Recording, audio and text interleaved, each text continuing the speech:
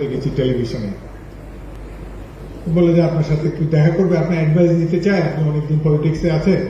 আমি তো বিরোধী দল করি, সে তো নিশ্চয়ই বিরোধী দলে যোগদানের জন্য আসবে না। বলে না, আসবে। ঠিক আছে, আমার পাশে আসলো, তাকে অনেক কথাবার্তা বললাম। এক ফাঁকে তাকে একটা উপদেশ দিয়েছি যেটি সে গ্রহণ না করে বিপদে পড়েছে।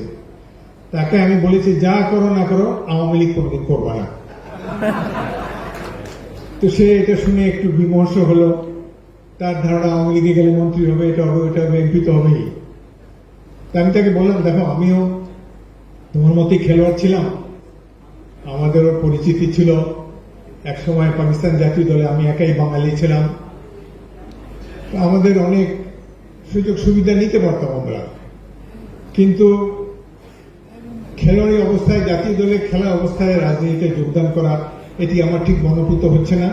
তোমার অনেক নাম হয়েছে, তুমি বেশ কয়েক বছর ধরে বেস্ট অলরাউন্ডার হিসাবে তোমাকে দেখছি।